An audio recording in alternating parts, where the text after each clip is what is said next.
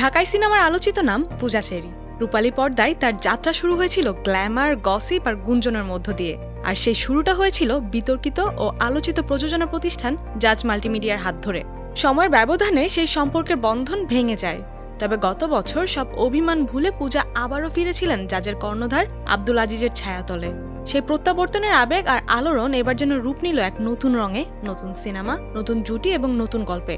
আলোক হাসানের পরিচালনায় টগর সিনেমায় পূজার বিপরীতে ছিলেন আদর আজাদ।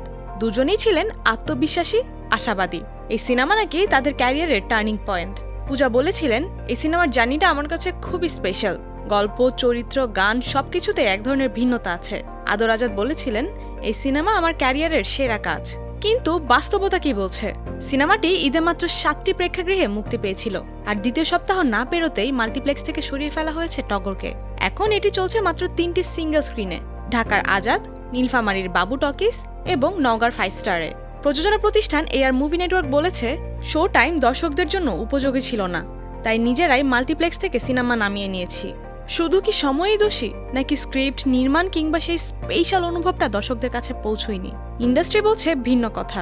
মাল্টিপ্লেক্স কর্তৃপক্ষ জানায়, যে সিনেমাগুলো দর্শক টানছে না সেগুলো রাখা কঠিন। ঈদের 6 সিনেমার মধ্যে টগর ছিল দর্শক উপেক্ষিত। পূজা, আদর আজাদ ছাড়াও সিনেমায় ছিলেন আজাদ আবুল কালাম, রোজি সিদ্দিকী, সুমন আনোয়ার, এলআর খান সীমান্ত এবং শরীফুল।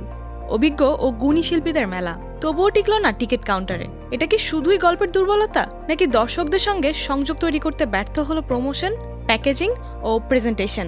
ঈদে যেখানে অন্য সিনেমাগুলো বক্স অফিসে আলো ছড়ালো, সেখানে টগর যেন হয়ে উঠল এক নীরব দর্শকহীন ট্র্যাজেডি। পূজার ক্যারিয়ারে এই সিনেমা হয়তো আরেকটি ধাক্কা, কিন্তু সময় আছে সামনে এগিয়ে যাওয়ার। কারণ ব্যর্থতা শেষ নয়, এটা হতে পারে ঘুরে দাঁড়ানোর শুরু।